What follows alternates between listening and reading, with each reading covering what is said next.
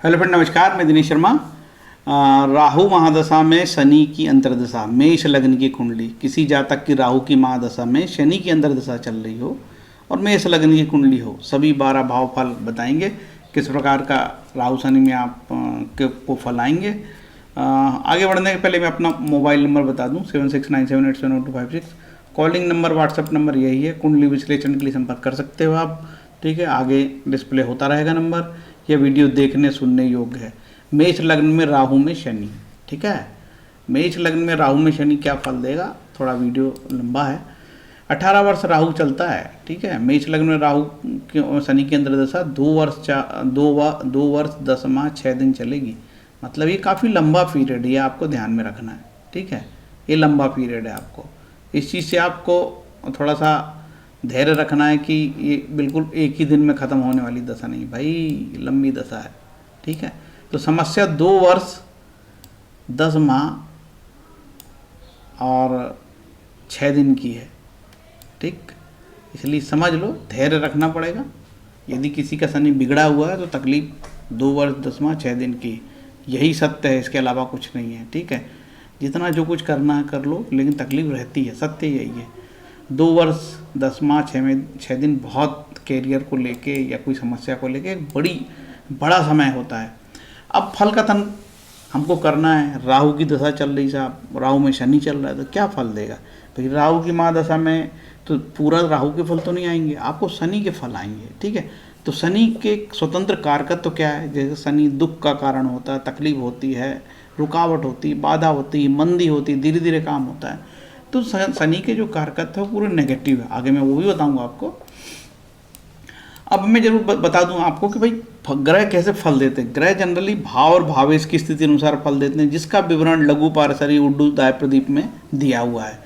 ग्रह अपने षडबल के अनुरूप फल देते हैं। स्थान बल, दिग्बल, काल बल, चेष्टा बल, नैसर्गिक बल, दृक बल, किससे दृष्ट है, कहाँ बैठा है, दक्षिण दिशा में बैठा है कि पूर्व दिशा में बैठा है, मित्र राशि में बैठा है कि शत्रु राशि में बैठा है, मानव का जन्म सुबह हुआ है कि रात में हुआ है, ग्रह वक्री है कि मार्गी है, नैसर्गिक बल शुभ है कि अशुभ है, इन आधारों पर षटबल तय होता है। तो इसके बाद फिर ग्रहों के नैसर्गिक कारकत्व है। षटबल के अलावा तीसरा पार्ट होता है ग्रहों के नैसर्गिक कारकत्व, इनके अनुसार फल देता है ग्रह। हो सकता है कि आपका भावेश के रूप में बहुत अच्छा बैठा हो, लेकिन षटबल में बहुत कमज़ोर हो, ठीक है। और हो सकता है कि वो पापी ग्रह हो, नैसर्गिक रूप से वो अशुभ ग्रह हो, पापी हो, क्रूर हो। इन सब चीज़ों को देखा जाता है फलित में। इसीलिए बिना कुंडली देखे ये जान लेना कि क्या फल देगा केवल भावेश के आधार पर ही बता दूं आपको कि भाई मेष लगन में तो 10 मेष और 11 हो गए खराब है, इतना आसान नहीं है, ठीक है। एक सिद्धांत का विश्लेषण किया जा रहा है यहाँ पे, ठीक है। ये शनि के कारकत्व है, चाहे तो आप इसको वीडियो रोक के देख सकते हो।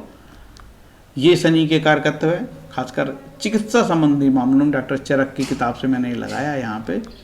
ये भी शनि के कारकत्व है, ये के.एन. राव साहब की किताब से है शनि के कारकत्व। आप चाहे तो रोक के देख सकते हैं शनि क्या क्या कारक रखता है। ये भी शनि के कारकत्व है। अब यहाँ से वीडियो चालू होता है। जनरली सिद्धांत ये है कि शनि लग्न से केंद्र त्रिकोण, बात चल रही राहु में शनि की, शनि लग्न से केंद्र त्रिकोण में उच्च स्वराशि में हो या तीसरे या 11वें भाव में तो शुभ फल देगा।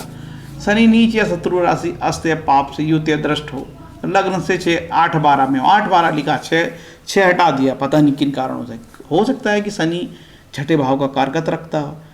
तो ऋषि पारसर ने लिखा है कि 8, 12 में हो लग्न से तो खराब फल देगा, छठे को हटा दिया है। लेकिन जनरली हम रूल अभी तक पढ़ते आए कि दशापति से भी 6, 8, 12 भाव में हो तो अशुभ फल देता है। दशापति मतलब राहु दशापति कहलाएगा। राहु से शनि यदि 6, 8, 12 भाव में हुआ, 6, 8, 12 भाव बहुत बुरा भाव कहलाता है। या फिर वो मार्केस हो, दूसरे या 7वें का मालिक हो तो अशुभ फल देगा। तो बढ़ते हैं आगे। और शुभ भर और खराब फल देता है जब से राहु शनि षडाष्टक बना रहा हो, राहु शनि द्विद्वादश योग में हो, आपस में 6, 8 में बैठते हो या 2, 12 बैठते हो, तो ये थोड़े नेगेटिव इम्पैक्ट देते हैं। शुभ कब देते हैं, जैसे शनि और राहु का नवम पंचम का योग हो, 1, 7 का हो, 3, 11 का हो, तो ये शुभ फल भी देते हैं। ये चीज़ आपको ध्यान देनी पड़ेगी। तो यहाँ आप षडाष्टक का मैं ज़्यादा लंबा विश्लेषण नहीं करूँगा। देखिए राहु में शनि की अंतर्दशा चल रही हो जो 2 वर्ष 10वां 6 दिन चलेगी, ठीक है। तो ऋषि पाराशर ने तो बोला कि कृष्ण मतलब काली गाय और महिष का दान दे देना। यार 1-1 लाख रुपए की तो गाय आ रही, काली गाय कहाँ से खरीदोगे? महिष दान, वो 2 लाख की आएगी भैंस ही, ठीक है, भैंस। तो ये बोला ऋषि पाराशर ने। देखो जनरली ये एस्ट्रोलॉजी राजा महाराजाओं के लिए बनी थी, अब आम आदमी भी करने लगा है। राजाओं के पास दान थी, गाय थी, भैंस थी, बकरा था, सब था, दान देते थे। तो हमारे पास वो साधन नहीं है। तो ग्रंथ ज्योतिष रत्नाकर ने भी उपाय सुझाए हैं, पुराना ग्रंथ है, मोतीलाल बनारसी दास वाले निकालते हैं। आप राहु में शनि चले तो दुर्गा पाठ कर सकते हैं, दुर्गा सप्तशती का पाठ कर सकते हैं, अश्वत्थ मतलब पीपल वृक्ष की पूजा कर सकते हैं, और मृत्युंजय जप शिव की पूजा कर सकते हैं। तो फिर शिव की पूजा का प्रावधान है, तो शिव की कृपा प्राप्त करना आपको। ओम नमः शिवाय पढ़ो, या ओम त्र्यंबक पढ़ो, या रुद्री पढ़ो, या शिव के अनेकों स्त्रोत हैं, या पीपल वृक्ष हो। पीपल वृक्ष की पूजा करने से ही नहीं होगा, आपको कम से कम शनि, राहु शनि चल रहा है तो दोनों पापी ग्रह हैं आपका, और शनि भी क्रूर है काफ़ी। तो आप ऐसी स्थिति में मृत्युंजय जप करिए, ओम नमः शिवाय का जप करिए तो शांति मिलेगी, इसके अलावा कोई उपाय नहीं है। अब चलते हैं यहाँ काम की बात। राहु की महादशा में शनि की अंतर्दशा, ये मेन वीडियो है। आपकी इस प्रकार का टेवा होगा, शनि लगन है आपकी, मेष लगन है आपकी, तो इस प्रकार का टेवा होगा। मैं नहीं जानता हूँ कि आपका राहु कहाँ बैठा है और शनि बैठा है, मैं तो भावेशों के निर्णय अनुसार बताऊँगा। लेकिन मैं बता दूँ कि शनि आपका ये 6वें भाव में हो, 8वें में हो और ये 12वें में हो तो खराब फल देगा। और कहाँ खराब फल देगा? ये यहाँ पे शनि देखो अपनी राशि का हो जाता है। तो कोई भी ग्रह यदि अपनी राशि के हो जाते हैं तो थोड़े शुभ हो जाते हैं। इसका ये मतलब नहीं कि उसके पापत्व में कमी आ गई।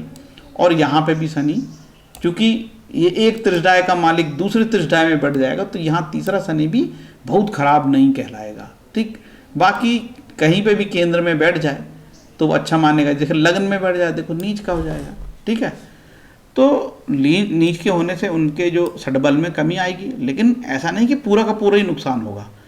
और यदि पंचम में बैठ जाए तो ये त्रिकोण शुभ है, और ये नवम में बैठ जाए तो त्रिकोण शुभ है, तो यहाँ अच्छे फल देगा। लगन भी त्रिकोण ही कहलाता है, केंद्र त्रिकोण, लेकिन उसकी बैठक यहाँ पे क्रूर राशि में, मंगल की राशि में नीच का हो जाता है शनि, तो यहाँ पे लाभ में कमी करेगा और कार्य क्षेत्र में विघ्न पैदा करेगा, हेल्थ की प्रॉब्लम दे सकता है, ठीक है। चलते हैं आगे। अब राहु में शनि, अब मैंने यहाँ तक बताया आपको। अब आप ये जानना चाहोगे कि साहब फल क्या देगा। देखो राहु में शनि चल रहा है, राहु में शनि, तो शनि 2 ग्रह का मालिक है इस कुंडली में, मेष लगन में। एक तो ये उपचय स्थान कहलाता है, तटस्थ है, 10वां स्थान तटस्थ भी कहलाता है, और ये उपचय स्थान बहुत खराब कहलाता है। इसको भी त्रिशदाय बोलते हैं। कौन कौन से त्रिशदाय कहलाते हैं? त्रिशदाय 1, 3, 6 और 11वां भाव त्रिशदाय कहलाता है। तो त्रिशदाय होने से अशुभ है 11वां भाव, और ये उपचय भी कहलाता है 10वां भाव, ठीक है। और ये भी तटस्थ कहलाता है, क्योंकि ये केंद्र का यहाँ पे दोष शनि को लगेगा, लेकिन सिद्धांत ये है कि पापी मतलब क्रूर ग्रह या पापी ग्रहों को, अशुभ ग्रहों को केंद्र का दोष नहीं लगता है। तो केंद्र के दोष से तो बच गए, लेकिन ये तटस्थ हो गए और यहाँ पे उपचेस हो गए, खराब हो गए। तो तटस्थ और अशुभ मिला के अशुभ हो गया।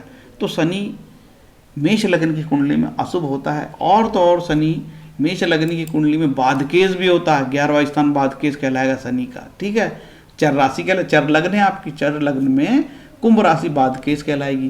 तो ये 11वें भाव का राशि मतलब शनि बाधकेश भी हो गया यहाँ पे, तो बहुत तकलीफ देगा भैया ये तो, ठीक है। तो कुल मिला के बाधकेश भी हो गया, और जो उपचय और त्रिशदाय का मालिक भी हो गया, तो ये शनि यहाँ पे खराब फल देगा। ये कैसे बता रहा हूँ? ये मैं आपको बता रहा हूँ केवल भावेशों के संबंध के आधार पर। ये मैंने पहला पॉइंट लिखा था, भाव भावेश की स्थिति लघु पारेसरी के अनुसार, उड्डूदाय प्रदीप के अनुसार, कि ये खराब फल देगा इस लगन में शनि, ठीक है। जब आप चलते तो क्या फल देगा साहब? खराब तो देगा, तो क्या फल देगा? एक तो 10वें स्थान के फल देगा और 11वें स्थान के फल देगा। तो 10वें और 11वें के कारकत्व आपको जानना चाहिए कि 10वें 12वें भाव में क्या कारकत्व रखते हैं। तो 10वें 12वें के कारकत्व में थोड़े थोड़े बता देता हूँ, ज़्यादा नहीं बताऊँगा, वीडियो काफ़ी लंबा हो जाता है नहीं तो। देखिए 10वां हमारा वाणिज्य, व्यापार, यश, प्रताप, प्रतिष्ठा, कार्य सिद्धि, सफलता, आजीविका, कर्म, कार्य में अभिरुचि, आकाश, अधिकारी सब है, ठीक है। और 11वां भाव जो है आय, आमदनी, बड़ा भाई बहन, विद्या में सफलता, विशिष्ट पद, सरलता से अधिक लाभ होना, बायां कान, वैवाहिक संबंध, प्रसिद्धि, प्रतिष्ठा, ये सारी चीज़ें जो हमको प्राप्तियां होती है ये 11वें भाव से प्राप्त होती है, ठीक है। तो आपको फल आएंगे यहाँ 11वें के और 10वें के। और ये देखा जाएगा कि शनि कहाँ बैठ रहा है। शनि यदि लग्न में बैठ रहा है तो लग्न के फल आने चालू हो जाएंगे। शनि यदि छठे भाव के में बैठा है तो ये छठा शनि भी यहाँ बहुत ज़्यादा तकलीफ इसलिए नहीं देगा क्योंकि शनि वहाँ का कारकत्व रखता है छठे भाव का। और तो और कोई उपचय स्थान का ग्रह यदि उपचय में ही आ जाता है तो उतनी तकलीफ नहीं देगा। ये शनि यहाँ पे भी इतनी तकलीफ नहीं देगा छठे में, और तीसरे में भी इतनी तकलीफ नहीं देने वाला। उपचय तो है, बुरा स्थान का स्वामी और बुरे में बैठ जाए तो वो अच्छे फल देने की स्थिति में आ जाता है कई बार। तो यहाँ पे भी उतने खराब फल नहीं देगा। खराब फल यहाँ आएंगे भैया, ठीक है, यहाँ खराब फल आएंगे, ये मान के चलना छठे स्थान पे, और ये 12वें स्थान पे खराब फल आएंगे, ठीक। इसके बाद केंद्र में कहीं पे भी बैठ जाए उतना समस्या नहीं है, ठीक है, लेकिन यहाँ लग्न में नीच का हो जाता है तो निश्चित रूप से उसके षडबल में कमजोरी हो जाती है। देखिए भावेश के अनुसार, भावेश फल के अनुसार तो शनि नवमेश और दशमेश और लाभेश होके खराब है ही, मतलब उपचय और त्रिशदाय होके खराब है ही। लग्न में भी षडबल में यदि कमजोर हो गया तो बहुत खराब हो गया, ये तो शनि खराब में और खराब हो गया, ठीक है। तो ये लग्न का शनि निश्चित रूप से, राहु शनि जब चलेगा तो काम धंधे में बेहद रुकावट आएगी, बहुत तकलीफ होगी, सेहत की प्रॉब्लम हो सकती है, ठीक है, और बहुत आर्थिक नुकसान हो सकता है। लेकिन ये शनि यहाँ पे बैठ जाए और ये 7वां बैठ जाए या 10वां बैठ जाए तो उतनी समस्या नहीं है। अब 10वां शनि बैठ गया साहब, अपनी राशि का बैठा है, ठीक है, तो ये उतने समस्या नहीं देगा। और यदि शनि कहीं 5वें स्थान पे यहाँ बैठा है 9वीं राशि में धनु में, और यहाँ पे बैठा है ये इस स्थान पे, तो भी उतनी समस्या नहीं है। त्रिकोण शुभ स्थान है, लेकिन सैद्धांतिक रूप से शनि खराब है। ये शनि आपके पुत्र को समस्या देने लगे, शेयर मार्केट में हानि होने लगे तो कोई आश्चर्य की बात नहीं है, क्योंकि 7, 8, 9 यहाँ से तो कहलाएगा 5, 6, 7, 8। देखिए लाभ भाव से वो 7वां बैठ गया, अपने घर को ही देख रहा है यहाँ शनि, ये भाव बली कर रहा है, ठीक है। लेकिन ये 10वें भाव से 8वां हो गया, यहाँ से 8वां भाव हो गया, काम धंधे में रुकावट डालेगा। यदि यहाँ शनि बैठा है, ये 10वें भाव से यहाँ 8वां कहलाया, तो ये काम धंधे में रुकावट डालेगा शनि, ठीक है। अब हम देखते हैं राहु और गुरु कहीं षडाष्टक तो नहीं बन रहा, मान के चलो आपका राहु यहाँ बैठा है और शनि इस तरीके से 8वां बैठा है तो ये षडाष्टक कहलाएगा, ठीक है। अब राहु आपका यहाँ बैठा है धन भाव में और शनि यहाँ बैठ जाए तो षडाष्टक कहलाएगा। षडाष्टक भी खराब फल देते हैं, राहु तीसरा हो, शनि 10वां हो तो षडाष्टक, शनि 11वां हो और राहु चौथा हो तो षडाष्टक, शनि 12वां हो और राहु 5वां हो तो षडाष्टक। अब शनि लग्न में बैठा हो और राहु महाराज यहाँ बैठे हो तो भी षडाष्टक होने से कभी कभी नतीजे खराब आते हैं। राहु 7वां हो और शनि यहाँ पे हो धन भाव में तो षडाष्टक। अब शनि हो तीसरा और राहु हो 8वां तो ये षडाष्टक बनेंगे, ठीक है। राहु हो 9वां, शनि हो चौथा तो षडाष्टक। राहु हो 10वां, शनि हो 5वां तो षडाष्टक। राहु हो 11वां और शनि हो छठा तो षडाष्टक फल, खराब फल। राहु हो 12वां और शनि इस तरीके के आ जाए, ये भी षडाष्टक कहलाता है, तो ये भी खराब फल देता है। और तो और ये भी बताया कि जैसे आपस में एक में बैठे हों इस तरीके से, यहाँ बैठ गए हों साहब, देखो इस तरीके के आ गए। अब दोनों ग्रह 8वें भाव में बैठे हैं, निश्चित रूप से तकलीफ है यार, बहुत तकलीफ वाली बात है, ठीक है। 8वां भाव सबसे रंध्र भाव, गड्ढा, गहराई, अंधेरा, ठीक है, बुराई, नेगेटिविटी और फ्रस्ट्रेशन, हताशा सब यहाँ से। अब ये दोनों ग्रह यहाँ बैठ जाएं, ठीक है, तो भाई ये भी छठा भाव, रोग, ऋण, कोर्ट कचहरी, लड़ाई झगड़ा, कैद, पुलिस झगड़ा, बीमारी सब है, घाटा। और ये 12वां बैठ जाए तो ये भी तकलीफ है साहब, इस तरीके का योग है ना। तो बिना कुंडली देखे एक अंदाजा ही लगाया जा सकता है, लेकिन मैंने आपको मेन बता दिया इस कुंडली में। मैं आपको कम से कम 40%, 60% रिजल्ट बता दिया मैंने आपको, क्योंकि ये खराब फल यहाँ देगा। अब कहोगे साहब आपने उच्च का नहीं बताया, अब यहाँ उच्च का हो जाता है और यहाँ शनि बली भी हो जाता है, यहाँ बैठ के शनि बली भी हो जाता है, ठीक है, षडबल हो जाता है, अच्छा हो जाता है। अब शनि अच्छा है, लेकिन इस शनि उच्च का भी हो के यहाँ राहु में शनि चल रहा है। मैं ये नहीं जान रहा हूँ कि आपका राहु कहाँ बैठा, कहीं बैठा हो, फिर भी कहीं पे भी बैठा हो राहु, मुझे नहीं मतलब, तो भी ये शनि यहाँ उच्च का होके 10वें उच्च का और लाभेश उच्च का है, तो ये दोनों उपचय भाव बहुत खराब हैं, इनके बुरे फल देगा। साथ में ये षडबल में अच्छा होने के कारण अच्छे फल भी देगा।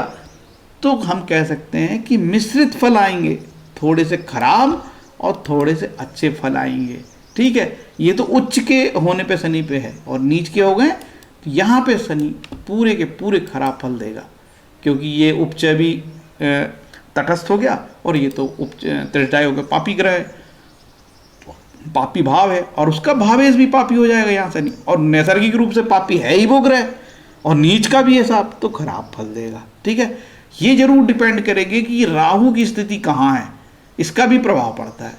भाई राहु की स्थिति भी यहाँ जैसे हो, ये षडाष्टक हो गया और ये षडाष्टक हो गया, राहु यदि छठा है और लग्न में शनि बैठे षडाष्टक, ये भी षडाष्टक हो गया, तो खराब फल देगा ये। ठीक है, और इस तरीके से राहु यहाँ बैठ गया है तो 2/12 का योग हो, ये भी अच्छे फल नहीं देता।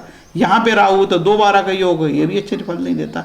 ऐसे बहुत सारे योग बनते हैं जो सारे के सारे उदाहरण से बताना संभव नहीं है। हमने तो अभी एक आपको इशारा कर दिया है। ठीक है, ये भी बता दिया कि शनि पाद केस है, तो मेरा फलित मोटा मोटा में जान लो, यदि शनि उच्च का होगा तो मिश्रित फल आएंगे, थोड़े खराब और थोड़े अच्छे फल आएंगे। शनि नीच का है तो पूरे खराब फल आएंगे, और यदि शनि छठे 8वें 12वें भाव में बैठे तो खराब फल ज़्यादा बढ़ जाएंगे, और शनि यदि केंद्र भाव में बैठा है तो थोड़े फलों में कमी आएगी, अच्छे फलों में बढ़ोतरी होगी और बुरे फल में कमी आएगी।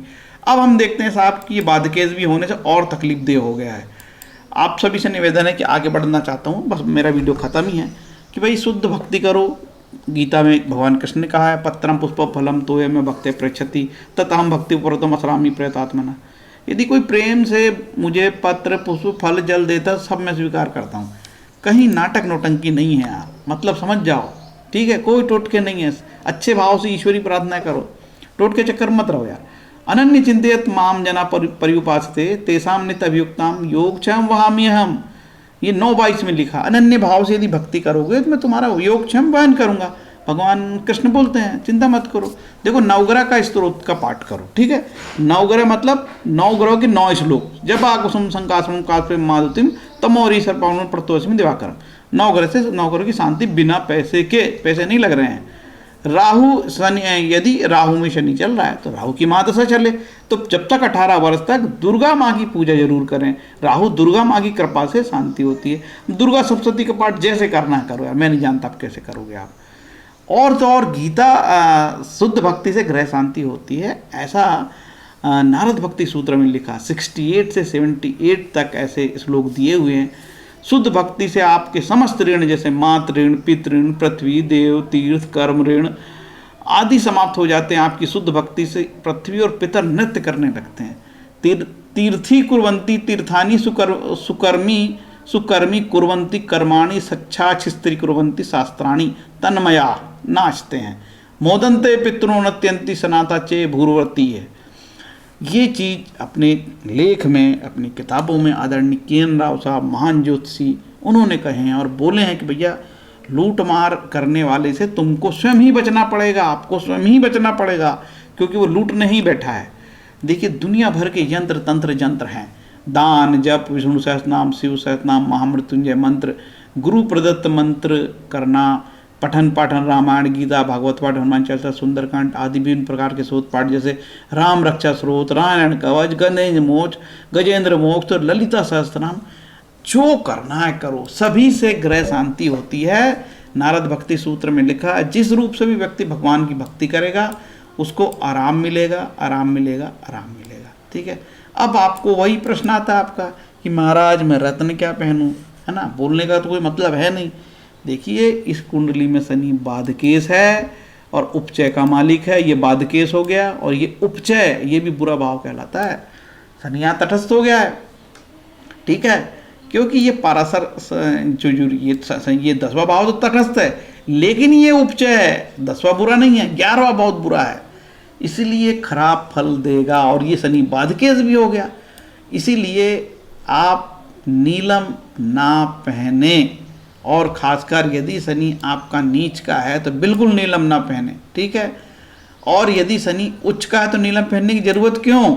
ठीक है, लेकिन शनि जैसे छठे भाव में, 8वें भाव में, 12वें भाव तो कतई नीलम ना पहने। ठीक है, कोशिश करें कि शिव की कृपा प्राप्त करें, वो सब ठीक हो जाएगा। कितना सरल आपको मैंने प्रस्तुत किया है। ठीक है, और कहीं डरावना कोई बात नहीं, लच्छेदार कोई बात नहीं, कोई डर नहीं, ये हो जाएगा वो हो जाएगा, इसलिए किया है कि आप डरो ना, और किसी को कुंडली दिखाना हो तो दिखाओ, ना दिखाना तो ना दिखाओ। और उपाय बता दिए। देखो समझदार आदमी इस वीडियो में उपाय पकड़ के बैठ जाएगा बस कि यार ये उपाय क्या बताया है एस्ट्रोलॉजर ने। आप देखिएगा यार ये उपाय तो बता दिया कि कृष्ण मतलब काली गाय का दान, महिष का दान, गाय को चारा करा दो। दुर्गा, यदि आपके पास गाय कौन दान करेगा यार, 1 लाख की गाय है, 1 लाख की भैंस है, ठीक है, ये सब लफड़े वाले काम है। दुर्गा पाठ करो, दुर्गा सप्तशती का पाठ करो, पीपल वृक्ष को जल दो, मृत्युंजय जप करो, शिव की कृपा जैसे करना करो, शिव का व्रत करो, शिव सहस्त्रनाम करो, हजारों पूजाएं शिव की है। तो आपके सब तमाम राहु में शनि चले और मेष लग्न हो, 12 भाव में सब भाव के फल मैंने बताए हैं आपको, इस प्रकार से फलित आएंगे। और अधिक जानना चाहते हो तो बिना कुंडली के देखे हम यहाँ पे सारी चर्चा नहीं कर सकते। हो सकता है कि आपका तो आप बड़े प्रसन्न हो कि साहब मेरा तो शनि यहाँ पे उच्च का है, देखो शनि उच्च का है, और तो और शनि के साथ सिर्फ यहाँ पे मंगल तो नहीं, बुध बैठ जाए तो ये शनि तो उच्च का है, लेकिन ये षष्ठेश और तृतीयेश के बुध बैठ जाए यहाँ पे तो सारा ये शनि का शुभत्व में पूरी कमी कर देगा। और ये जो है पूरे तटस्थ शनि ये 6ठे भाव के फल देने लगेगा, ठीक है। तो कुंडली विश्लेषण बहुत ही कठिन तरीका है, एक बैलेंस तरीका लिया जाता है और ये तीनों का आकलन किया जाता है। ये तीनों का आकलन, ये भाव और भावेश कैसे हैं, षड्बल में कैसा है शनि, ग्रह के नैसर्गिक कारकत्व क्या है, इसका एक संतुलन बना के बुद्धिमत्ता से फलित दिया जाता है। कोई चमत्कार नहीं है, ये इंटेलिजेंस, ये ज्ञान है। और शास्त्रों के ज्ञान को अच्छे से समझने के बाद ही आप फलित करेंगे तो फलित सही आता है, ठीक है। इतना बोल के मैं अपना वीडियो जो है बंद करना चाहता हूँ। यदि मेरा वीडियो आपको अच्छा लगा तो आप लाइक करें, सब्सक्राइब करें, कमेंट करें, ठीक है। गाली वाली देना चाहता है तो दें प्यार से, कोई दिक्कत नहीं, गाली भी प्यार से दी जा सकती है, क्योंकि मेरे इसमें कोई लूटपाट नहीं है, ये आम जन के लिए वीडियो बना है, सिर्फ कोई लूटपाट नहीं, कोई डर ही नहीं, मैंने तो कहीं डराया नहीं आपको, ठीक है, कहीं नहीं डराया आपको। तो डरो मत यार, मेरे से कुंडली दिखाना मत दिखाओ, दिखाना ना दिखाओ, लेकिन डरो मत। हरे कृष्णा।